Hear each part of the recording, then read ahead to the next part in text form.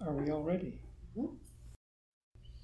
Let's take a deep 3 conscious breaths.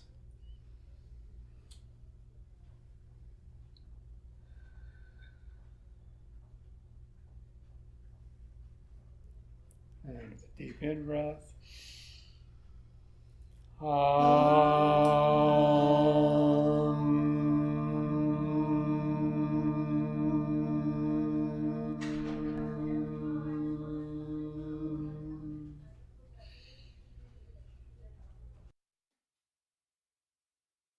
Shanti, shanti, shanti.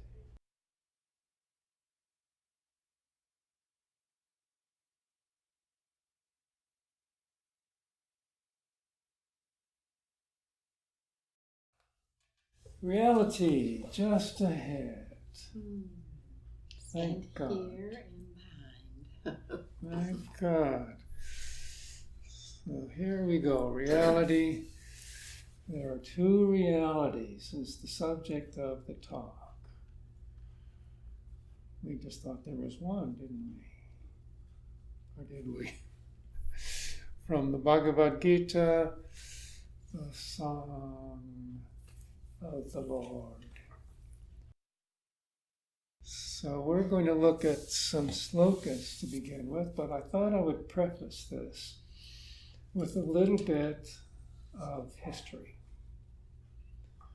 We, in our Western civilization, derive many of our thoughts and ideas from the ancient Greeks. Is that right? Socrates, Plato. Did you know that Plato, in his Platonic view of the world, thought that there was something called archetypes?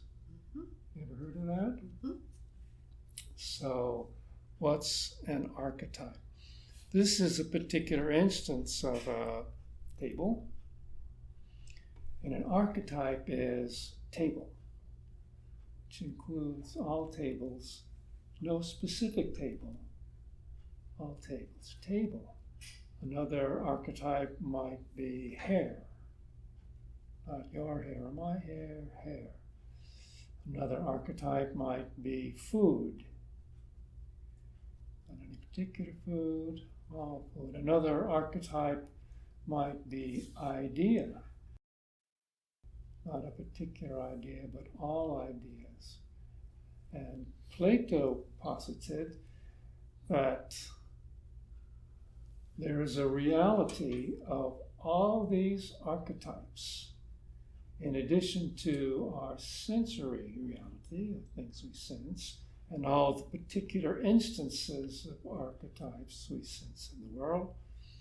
Actually, he posited there was a third reality. He called it our unconscious. Unconscious. Those were the 3 realities. And this kind of thinking has evolved into our Western culture.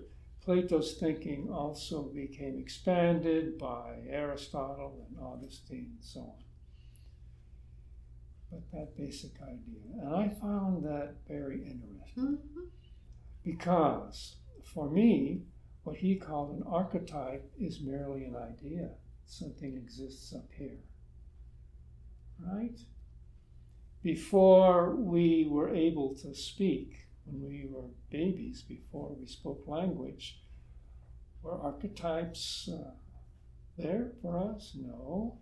We had no words to name them. So archetypes are associated with words, general abstract words. They're a creation of the mind, archetypes, for me. And of course, our sensory reality is something else. And he talked about the unconscious. These ideas were put down on paper in the Socratic dialogues that Plato wrote back in the 5th century, 4th century BC. Now, 2,000 years before that, when the Bhagavad Gita was written, there was another philosophy of reality. And that's what we're going to look at today.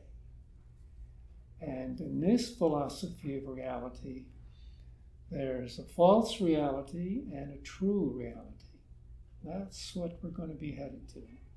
False reality and a true reality. A hint, the false reality is the reality that changes all the time. Everything in it doesn't stay the same, and the true reality is unchanging. We want to look at this to see how it can help us on our spiritual path and help us be more discerning. Okay? Okay. So let's press on and have some fun with some slokas. We're going to do a bunch of slokas now. We can talk about them as you have questions.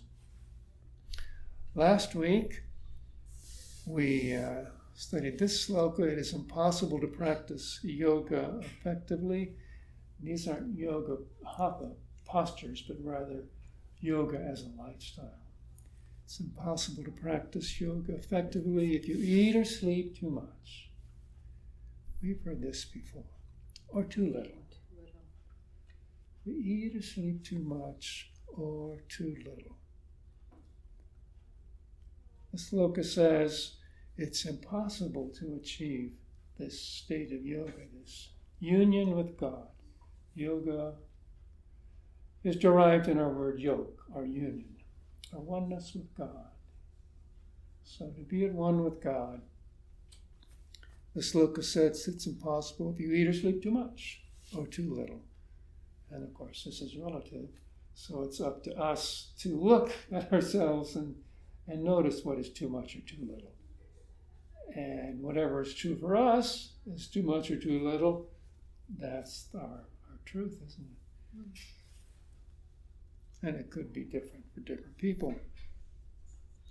Number 17, but if you are moderate in eating, moderate in playing, moderate in sleeping, and moderate in staying awake, and avoid extremes in everything you do. This is like the Buddhist middle way. So by avoiding extremes in everything you do, you will see that these yoga practices that have been discussed eliminate all your pain and suffering. Prior to this, there was a discussion of yoga practices. And we know what some of the yoga practices are. Hatha yoga, going to yoga class, that's a yoga practice. Breathing practices are a yoga practice. Meditation is a yoga practice. And just as in unity, choosing what we think and when we want to think and when we want to still the mind is a yoga practice. So let's look at some other slokas to help us learn about this and how to do it. When you have your mind well trained. Now, what does that look like if your mind is well trained? And how do we know if it's not well trained? What's an untrained mind look like? I think a trained mind is when you notice what you're thinking and make a choice as to whether or not you want to continue with that thought or flip it. Or flip it. And when you choose to flip it, does it always flip or does it sometimes persist? Well, the least you can do is notice it and give it a shot. Give it a shot, right. That's a trained mind. So an untrained mind would be being unaware of your mind whatsoever. Right. When you have your mind well trained, so it rests solely in the Atman, or self, capital S self, or the Christ consciousness, or the Holy Spirit, whatever you want to call it. Trained to rest there. So this is a jump further, isn't it? Mm-hmm. When you have your mind trained so it can rest solely there, that spiritual consciousness, without wanting anything, then you are established in yoga, which is union with God. The sloka says we need to go a step further. We need to train our mind to rest solely in that Christ consciousness and to be able perhaps to take it back there. whenever we notice it's not there. Also, the other part is without wanting anything. Most of us have some wants. It's not that we don't have ideas of wanting something, but are we attached to those wants? So that if we don't get what we want and desire, we lose our peace. It's one thing to have a natural want for something. The challenge is, if we don't get what we want, are we open to getting it or not getting it? And having Spirit just lead us forward so that we're not attached to our wants. Then you are established in union with God. You know, I've heard this before, and when reading it, I was thinking, rest solely in Atman. You know, who can do that, right? So you think about God all day long, you don't do anything else, you don't want anything else, you don't think anything else, which is not practical. But today, what I'm seeing is that resting solely in Atman, in other words, your base layer is based in God, truth, based in a reality that's different than our reality we see so everything kind of comes back to there. It's a belief system kind of thing. And then you can grow from there. At least that makes more sense to me. We know that the mind is capable of thinking of two things at once, don't we? We can think of two things at once. We can think of, here's Steve's hand, watch that, and now don't think about pink elephants. Mm-hmm. You're looking at my hand, there's that pink elephant thought. We can think of two things at once.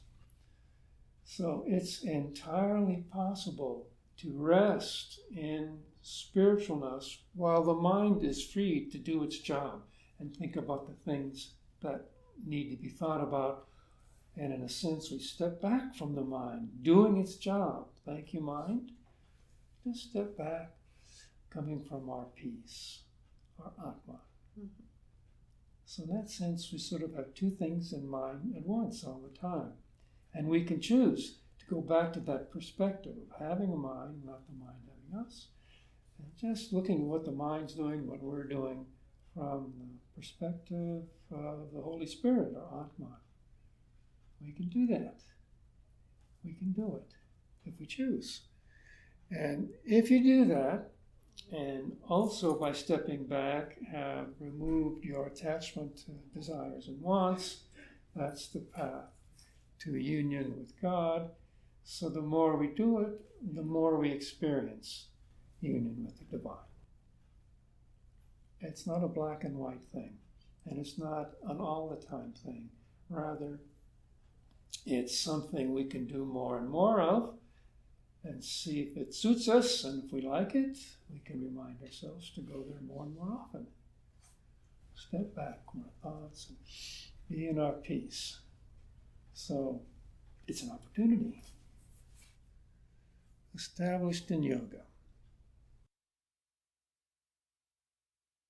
The well-trained mind of a yogi. Who is the yogi? We're the yogis. We're all yogis. We're all yogis. We're all practitioners of a spiritual life. We just may not notice it all the time. The well-trained mind of a yogi, concentrating on the self, is as steady as a flame in a windless place. So as we do our meditation in life, while we're doing things, doing our accounting, driving our car, can we step back and see a place in us that is steady as a flame in a windless place? We can envision things, can't we? We're driving the car, we can envision a flame, steady as in a windless place, and that's the peace that we are, even though we're busy driving or doing our computer work. That quote that Russ did today was on the board that I took a picture of on peace. It's a matter of a peacemaker, the definition of a peacemaker. that you whenever anything's going on in here, you just bring it back to peace. Yes. It was beautifully written. I just hadn't read it before. It was beautiful. And sometimes I think we're more focused on peace in the world, or peace is something that's not there and we wish were there.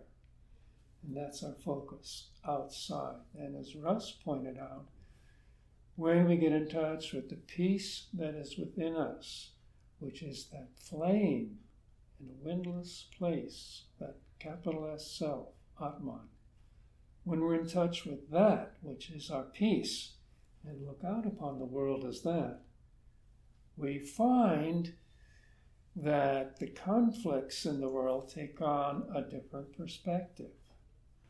A different perspective, which is a separate perspective for when there's war in the world and when there's peace. We pretty much know when there's a war and when there's peace. But as Russ pointed out, most of the world, most of the time, is in a normal, non-warlike, peaceful condition.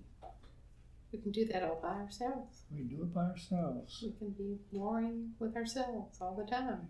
Or peaceful. We can be at war with ourselves, right. So how to develop through yoga practices this awareness of that inner peace that's within us. How to develop that. And the yoga practices are to do some postures, hatha yoga, to do some breathing practices, to do some meditation on a regular basis. I even found an application you can download to your iPhone that reminds you to do a little guided meditation. You've got one on your watch. My watch talks to me that once in a while. It tells me to do something. Breathe. Get up, walk around the room. So with practices, we can experience more that beautiful state of peace within us. Russ also talked today about striving to be happy all the time. And I was noticing that for me, happiness is one of many feelings that we feel. I'm happy to see you. I'm sad when you're gone.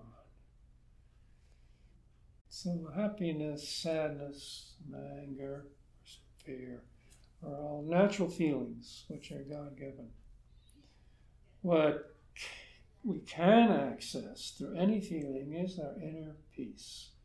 Atman, capital Self. So, when we're happy, we can see it through our inner peace. When we're sad or grieving, we can see our grief through our inner peace. Mm-hmm. That's why it's so important to train ourselves with the various practices, the ones that appeal to us, so that when a time of emotion comes, for example, a death, or experiencing grief, we're able to experience the grief from our inner peace. Our grief is no less intense. Maybe it's more intense. But we hold it in from our inner peace. We need to train. It's just the same thing goes for death and dying. Are we afraid of dying? Is something that we have a fear about?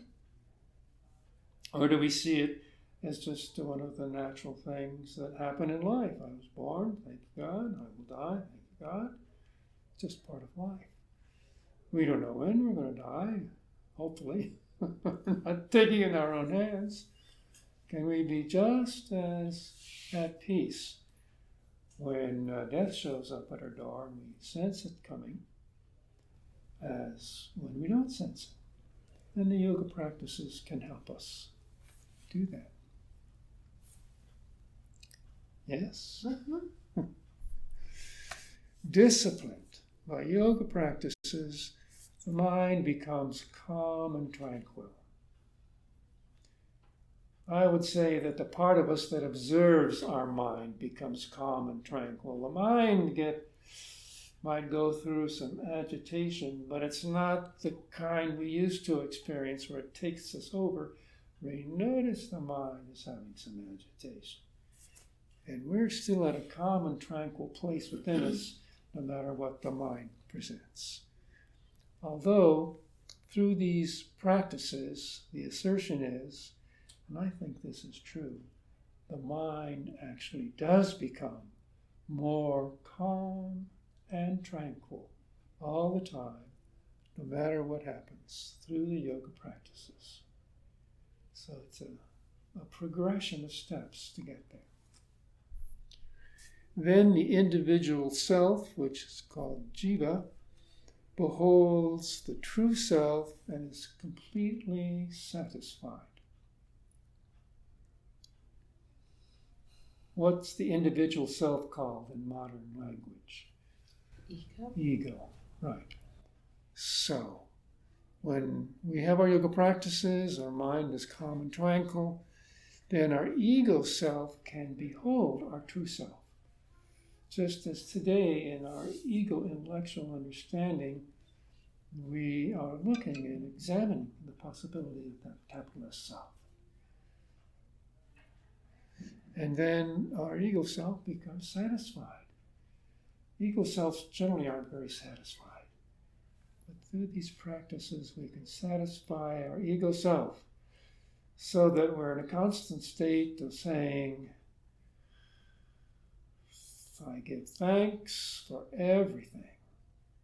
I have no complaint whatsoever. Then all those things your mind was thinking about complaining pop up. Can you even give thanks for those? No complaint. And then the mind is completely satisfied.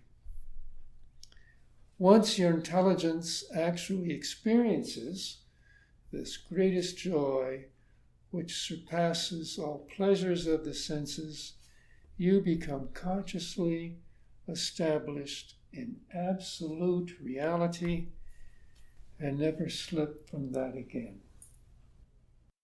Right. I'm glad someone has got there and can report back that this is a possibility. If you find somebody, let me know. Because for most of us, this sounds like something hard to do. Hard to do.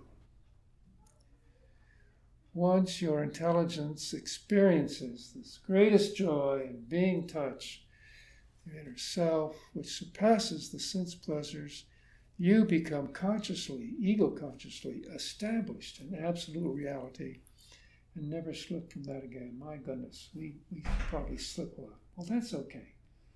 If we can experience that absolute reality a little bit here and there and not slip from it for a few moments, that's good enough. That's the path. None of these things, in my view, are absolutes where you flip from one state to the other. I suppose it could be for some people who have some peak experience and are transformed.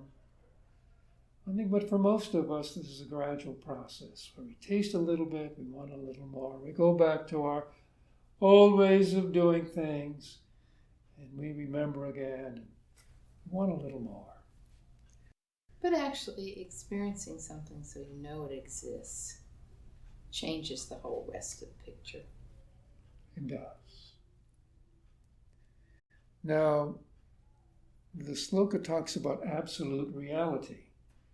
So that absolute reality is something coming from inside, which surpasses the pleasures of the senses, which is our normal reality. He's going to talk about that. What is that absolute reality, and how does it differ from the reality of our senses, the reality that the scientists study? How does it differ, that spiritual reality? Absolute. All right. Once you are established in this absolute reality, there's absolutely nothing else to achieve. That's what these holy men report back. Nor will anything ever shake you again. Nothing will shake you. No financial reverse, no loss of friendships or deaths, nothing will shake you. Again, not even the worst possible affliction. The men who wrote this apparently had achieved this state, and this is what they write back. They were not shaken by the worst possible afflictions. I think I've said this before. In Sanskrit, the word guru or teacher comes from the word grounded or rooted, unshakable. A true guru, if you have the luck to experience one, is someone who is so grounded, so unshakable in their experience of absolute reality that nothing shakes them. Satchidananda, I think, was a man like that. One time, someone told him, "Oh, Satchidananda,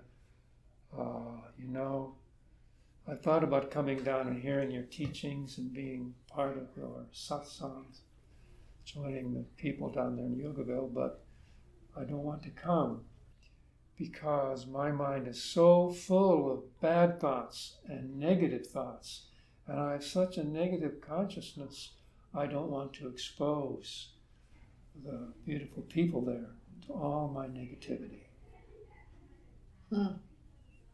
I don't want to bring that consciousness, that negative energy down there to this holy place." Now what do you think Satchidananda replied? You're the person who needs to come, I would say. I don't know. He did. He said, when you take your clothes to the laundry, the soil on the clothes doesn't dirty the laundry. The laundry cleans the clothes.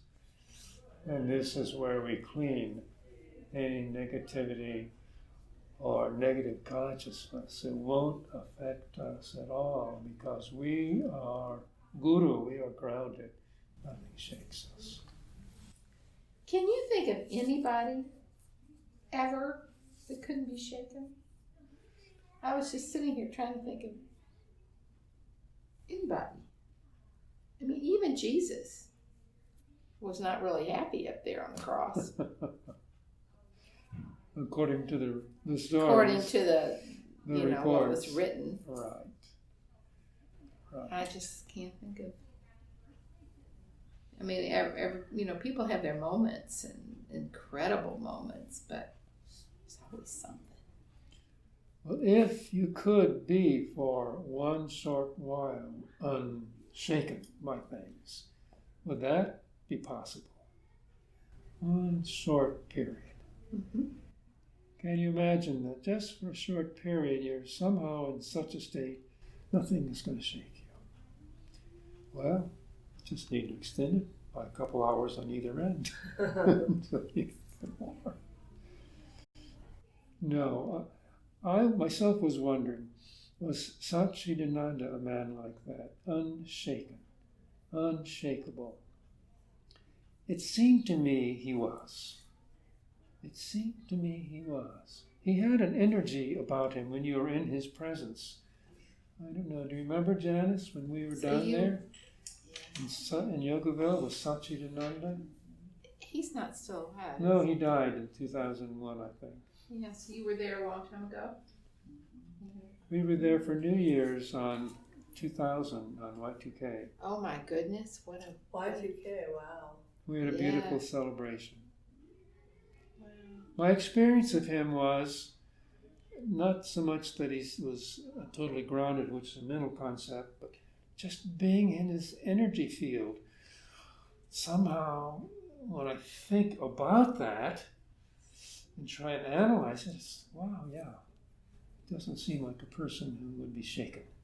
He existed in that energy field which shined out about him. Nice, I'm glad you got to do that. I am too. I don't think I appreciated it as much as I do now. Back then, I didn't appreciate it so much. I was more of a skeptical person then than I am now. But I was there. Once you become established, nothing will ever shake you again. That's the sloka. 22, 23. Yoga is a means to disconnect your identification with that which experiences pain. The yoga practices are a means to disconnect your identification with that which experiences pain. So I experience pain if I pinch myself, go get the injection. But can I disconnect my identifying with it? Saying, oh, that's who I am, a person pain. I'm a person harm. No, the body got a pain, but I am never pained. See the difference? Mm-hmm. The body's experiencing a pain, but I am never that pain. I've been doing, I've been not eating from time to time as for various reasons.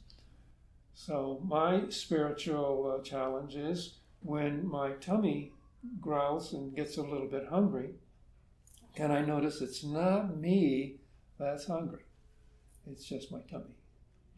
Can I step back from my tummy? When I salivate, because my tongue wants some food, can I step back and say, that's just my salivation, which is used to getting food, and my tummy rumbling. But it's not me. I'm just noticing that. Challenge. It's a challenge. Sometimes I do, and sometimes I don't. But that's a way of holding it.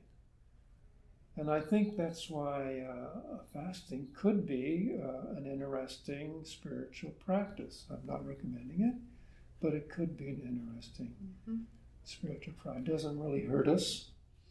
And it's a way to get in touch with some pretty strong desires which exist in the body. Mm-hmm.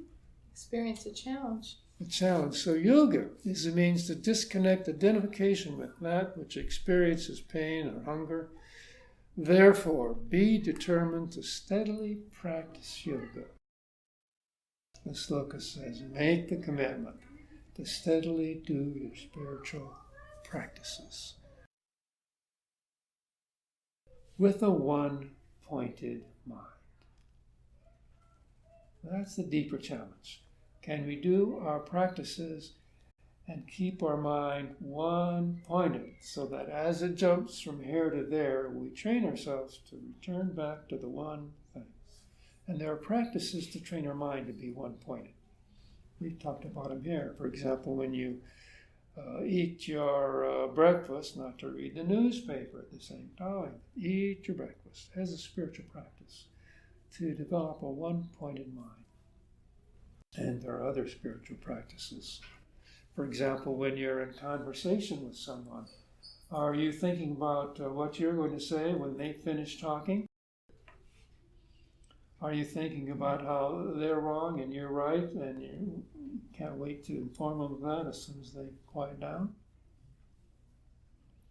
A spiritual practice is to have one-pointed attention and just truly absorb everything that person is saying, as another master writes about it, so that even if a parrot were to land on that person's head, you wouldn't lose track of what they were saying and communicating to you. And then afterwards you would say, parrot?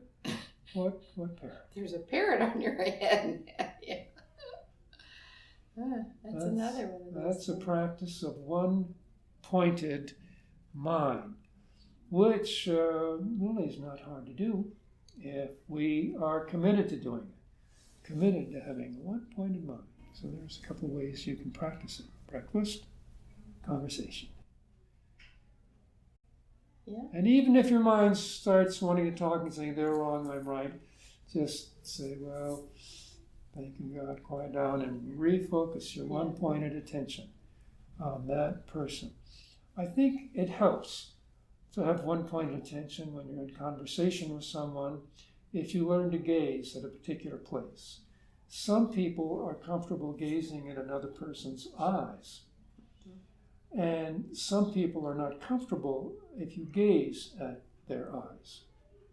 So you have to be discerning. And if you're not comfortable looking at someone's eyes, you can look right here. I did that for a while. When I would talk to people, I would look right here because I had some discomfort looking in their eyes. I don't anymore. So I would look right here as I talk to that person. And perhaps looking right there also helps to do one pointed attention. Looking right there, one pointed attention. You don't even notice that pair up there. And that's so true, because I notice when I'm talking to somebody and then I've got a thought process I'm thinking through, my eyes go someplace else. That, I can feel it. I'm formulating something going on. So, yeah. And that's perfectly natural. We're not saying these things are right or wrong. When it's time to think of something else, excuse me, think of something else. Back to one pointed attention. What a wonderful spiritual practice. To gaze right here between the eyebrows at someone and just be at one with whatever they're saying. Just withdrawing your judgments for the moment. I know they're wrong, you're right. But just standing back and just totally absorbing what they're saying. It's such a gift that you give to someone else when you do that. People are so grateful to be heard. So grateful. If you want to be generous, give people a gift of attention when you're having a talk with them. They'll be so grateful. So grateful. We're not often listened to with one pointed attention. And we appreciate it so much. So there you go. Not only are you helping that person become more who they are, but you're helping yourself go deeper in your own spiritual path. One-pointed mind. Practice yoga. 24. Completely let go all personal desires and expectations. Yes, expectations. Expectations. It's not that when we get up we don't expect the sun to come up and it'll be light, but we're just not attached to it, so that whatever comes up, we're able to say, thank you, God, for what just showed up.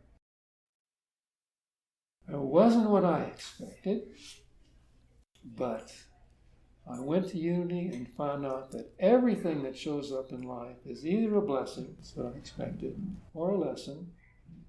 It's something meant to further me along on my spiritual path. Thank you. Everything that shows up. Now, if you're walking down the aisle to the altar, and you're watching Downton Abbey, and the bridegroom walks on, and then he looks over and goes, I'm sorry, I can't go through with this, and runs out of the church. That's not what you expected. That's not what you expect. Is that the movie? Did you watch? Downton Abbey has a scene like that, where one of the poor, Lady Edith, everything happens to Lady Edith. She's the tragedy character there. Sure enough, she found the love of her life, or at least someone who would marry her. And then he changed his mind at the altar, and away he went. And her expectations and personal desires were not met. So can we, when we're standing on the altar, take a deep breath and say, well, thank you, God. It doesn't feel like a blessing. Maybe it's a lesson. Maybe it's a lesson. Just remembering that whatever comes up for us, if we can notice we have expectations and are not willing to accept the world as it showed up, in a way not having faith in the way the world is. Can we just have faith in the way things are, whatever they are? I often go back to your description of your cranky neighbor. As Your spiritual teacher. My spiritual teacher, Eleanor, bless her soul. She died. Yes, my cranky neighbor, my spiritual teacher. Mm-hmm. So, have we let go all of our personal desires and expectations? Maybe not. And the Slokas says, go for it. And completely do that. Then, with your own mind, you can withdraw the senses from all sides. So how to withdraw from the hunger pains and the salivating when I'm not eating in that particular moment? My tummy expects the food. My mouth has a desire for some of it. How can I, with my mind, withdraw from the senses? I still got them, but I've just slightly withdrawn by removing myself from those desires and expectations, noticing that they're in my tummy, in my saliva glands, or in my mind. They're just in my mind. The expectation is just a thought in my mind. So just noticing it's there and letting go. Letting go. And if I can't let go of it in the moment because I'm standing at the altar and everyone's looking at me and saying, poor Edith, maybe the next morning I let go.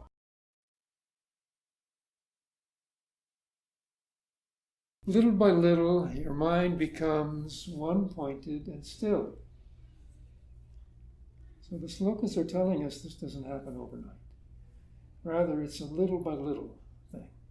Each little step we take counts. Every little step counts.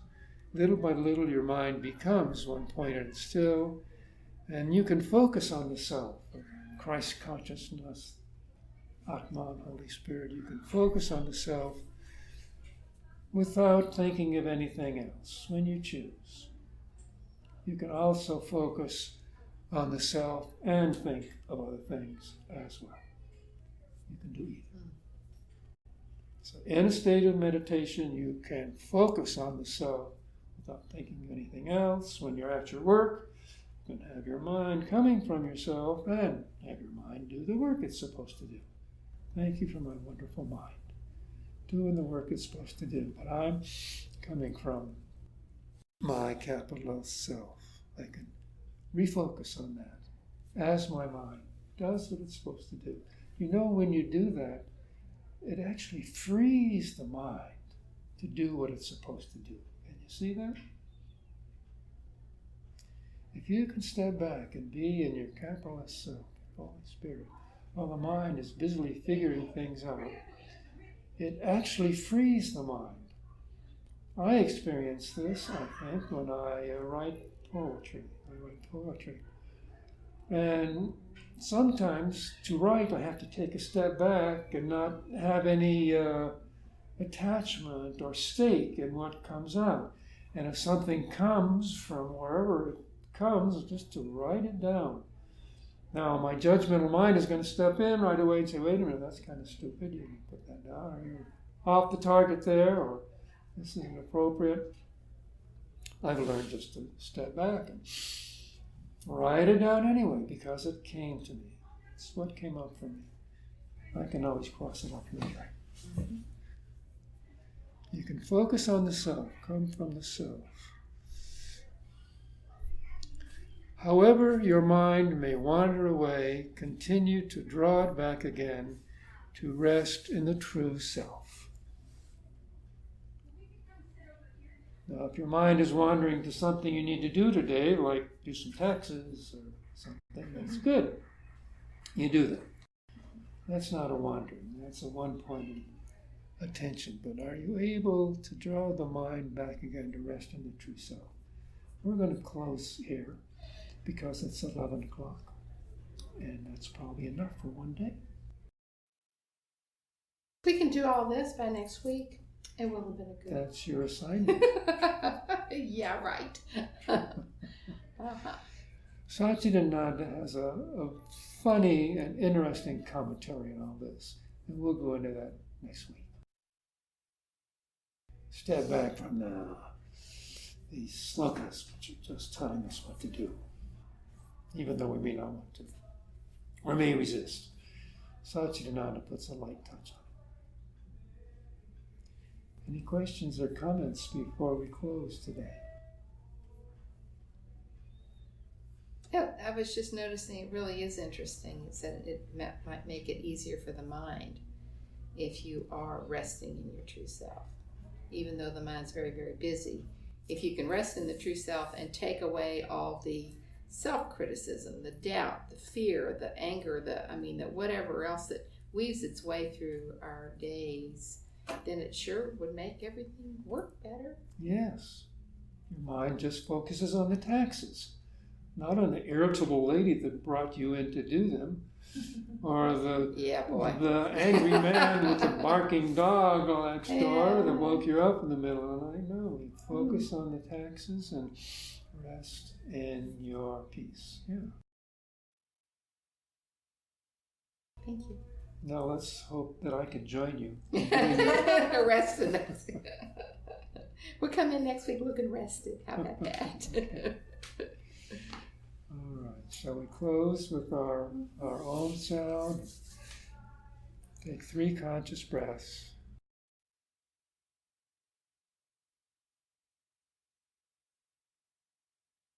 Yeah, the deep in breath.